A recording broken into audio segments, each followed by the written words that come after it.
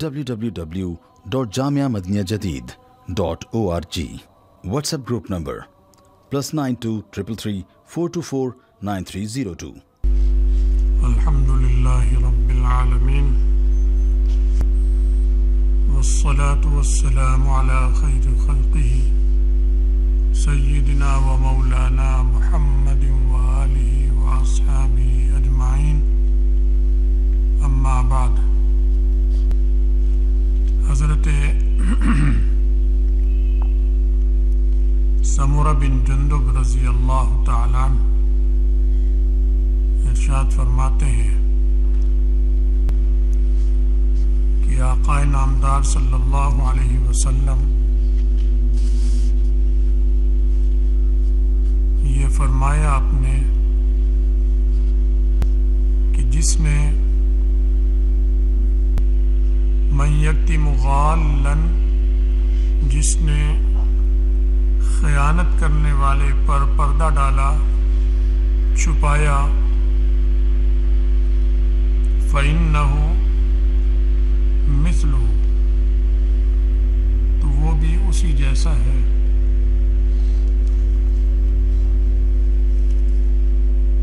جہاد میں جیسے مال غنیمت اکٹھا ہوا، جمع کیا جا رہا ہے، اور اس میں سے کسی آدمی نے کوئی چیز چھپا لی، چاہے قیمتی ہو چاہے معمولی ہو، لیکن وہ ایسی چیزیں ہیں جو جمع کرانا ضروری ہوتا ہے، پھر بعد میں جمع ہونے کے بعد پھر وہ تقسیم کی جاتی ہے مجاہدین میں، امام اپنی نگرانی میں انہیں تقسیم کرتے ہیں۔ تو اس نے چرا لی، اس میں سے چھپا لی۔ اب جس نے دیکھا اس کو چھپاتے ہوئے، وہ اگر اسے پردہ ڈالتا ہے، فرمایا یہ بھی اسی کی طرح خائن ہے، یہ بھی بددیانت ہے۔ یہاں پردہ ڈالنا ثواب کی چیز نہیں ہے، اس لیے کہ یہ اس نے خیانت کی ہے دوسروں کے حقوق کی۔ اس مال غنیمت میں مجاہدین کا حق تھا،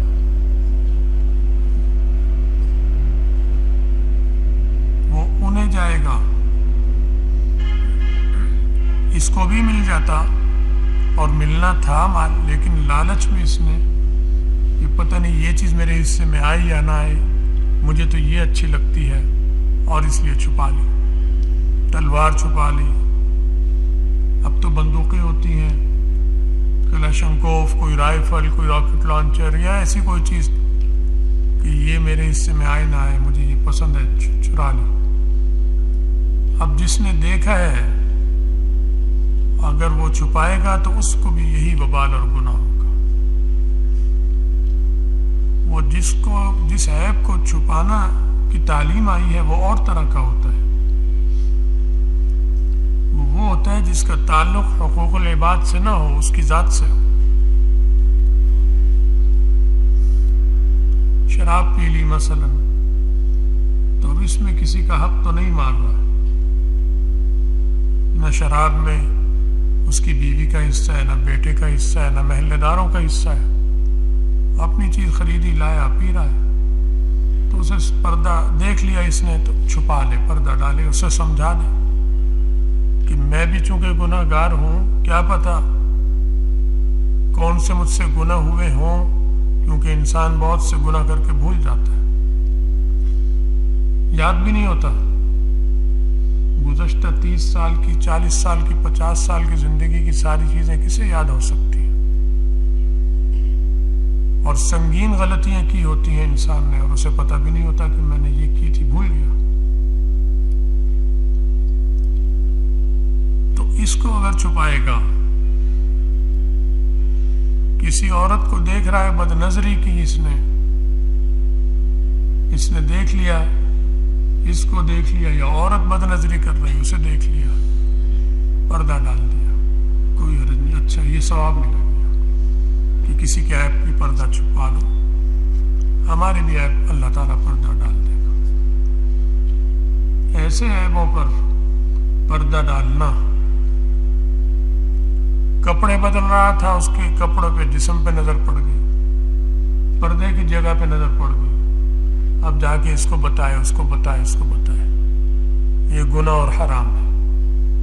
اللہ میاں اسی طرح اسے بھی کسی موقع پہ ننگا کر دیں گے. اللہ کا انتقام بڑا سخت ہے، اس سے کوئی نہیں بچ سکتا. تو یہ چھپا لے.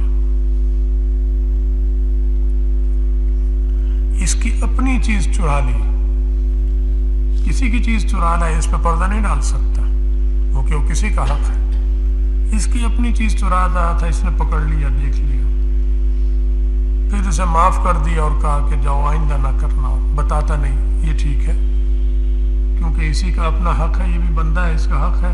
اب جس کا حق ہے وہ خود ہی پردہ ڈال کے اور معاف بھی کرتا ہے، یا لے لیتا ہے اور پھر بھی معاف کر کے کہتا ہے معاف کیا، چیز بھی واپس دے دو میری، لیکن آئندہ مت کرنا، میں نہیں بتاؤں گا، تو ثواب ملے گا اس کو. تو کسی کا نقصان کرے، مال کسی کا ہو اور پردہ یہ ڈال کر ثواب کمانا چاہے، سمجھے کہ مجھے اجر ملے گا، ایسی بات نہیں.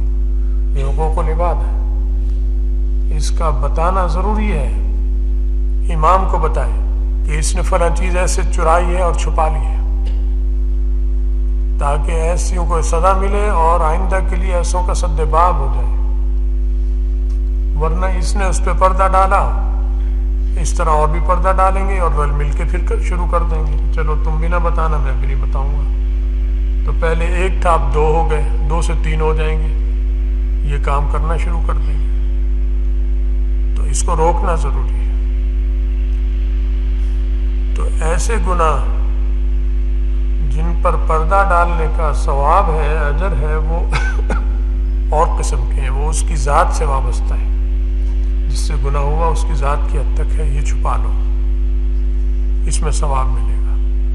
لیکن کسی کا مال اٹھا رہا ہے، چرا لیا، قتل کر دیا، زخمی کیا اور بھاگ گیا، اور اس نے دیکھا تھا کہ یہ زخمی کر کے بھاگ رہا ہے، اب اس کو چاہیے کہ اس کو مت چھپائے، بیان کرے. لیکن آج کل تو دور ساری طرف غنڈے بدماشوں کا ہے. وہ جو مار کے بھاگ گئے وہ بھی غنڈا بدماش ہوتا ہے، اور جس کو مارا ہوتا ہے وہ بھی بعض دفعہ وہ بھی غنڈا بدماش ہوتا ہے. پھر تھانہ سارا کا سارا غنڈے بدماشوں کا ہے، کچہریاں بھی انہی کی بھری ہوئی ہیں، وکیلوں کا بھی یہی حال ہے. اب اگر یہ بیچارہ بتا دیتا ہے اور اس کی شامت آ گئی کہ جی میں تجھے نہیں چھوڑوں گا، تو اسے کون بچائے گا؟ حکومت تو اسے نہیں بچاتی. حکومت تو ظالموں کی اور غاصبوں کی ہے، یا کافروں کی ہے یا کافر جیسوں کی ہے، جن کے عمل وغیرہ سب کافر جیسے ہیں. اعتقاد تو اللہ کو پتہ ہے. تو اب اگر سمجھتا ہے کہ بتانے میں میری جان کو خطرہ ہے، میری آبرو کو، میرے بچوں کو، تو یہاں نہ بتائے. اب اس کا وبال حکومت پر ہوگا، کیونکہ اس نے حکومتوں کی نالائقی کی وجہ سے یہ ڈرا، کیونکہ اس کی حفاظت کا انتظام نہیں ہے حکومت کے پاس. نہ تھانہ کرتا ہے، نہ جج کرتا ہے، نہ یہ نہ وہ، کوئی نہیں کرتا. سب ایک فیس اور پیسے لینے کی کرے گا. اس کو بھی بٹوریں گے پیسے، اس کے بھی بٹوریں گے پیسے. ظالموں کا ایک ظالموں کا بس اقتدار ہے ظالموں کا. اگر گمنام خط لکھ کر یہ کر سکتا ہے کہ خط لکھ دے، تحریر کا بھی پتہ نہ چلے، پھر کسی ذمہ دار حکومتی عہدیدار یا کسی کو ایسے اطلاع کرے کہ یہ ہے اس کا فلاں قاتل یا فلاں زخمی کرنے والا وہ ہے، لیکن میں اپنے کو ظاہر نہیں کر سکتا کیونکہ میرے لیے اس میں مشکلات ہیں. اس طرح کر سکتا ہے، اس طرح کر دے، کوئی حرج نہیں، کوئی گناہ نہیں ملے گا. مظلوم کی مدد کا ثواب ملے گا. مظلوم کے آگے مدد ہوتی ہے نہیں ہوتی وہ ان کا حکومتوں کا ذمہ ہے. تمہارا فرض ادا ہو گیا، تمہیں اللہ تمہارا اجر دیں گے انشاءاللہ. تو ارشاد فرمایا ہے کہ جو اس خائن پر پردہ ڈالے گا وہ اسی جیسا ہو گیا، کیونکہ مدد تو ان کی کرنی چاہیے، مدد اس کی کر رہا ہے پردہ ڈال کر. تو گویا رحمت اور شفقت ان کے ساتھ کر رہا ہے. ہونی ان کے ساتھ چاہیے جنہوں نے جہاد میں حصہ لیا، قربانیاں دی ہیں، اب ان کا اس میں حصہ ہے ہر چیز میں. جب تک ہر ایک کو مل کے تقسیم نہ ہو جائے، جب تقسیم ہو جائے گی وہ ہر ایک کی اپنی ملک ہو جائے گی، پھر اپنی حفاظت کا خود ذمہ دار ہے. لے بیچے، خرید و فروخت جو چاہے کرے، کسی کو آگے تحفہ دے دے، لیکن تقسیم کے بعد ہوگا، تقسیم سے پہلے نہیں کر سکتا. یہ فوجی اصول ہے اسلام کا، مجاہدین کا اصول ہے، یہ بتایا جاتا ہے. اب تو کسی فوجی کو بھی نہیں پتا، کسی جرنیل کو بھی نہیں پتا، بریگیڈیئر کو بھی نہیں پتا، نہ کرنیل کو پتا ہے، نہ جرنیل کو، کوئی پتہ ہی نہیں کسی کو حرام حلال کیا ہوتا ہے، کیا حقوق ہیں کیا نہیں. طالبان نے خیال رکھا اس کا. وہاں اگر مجاہدین نے کوئی مہم سر کی ہے تو اس میں تھوڑا زیادہ جو بھی ملا بیچاروں کو وہ انہوں نے مجاہدین میں تقسیم کیا.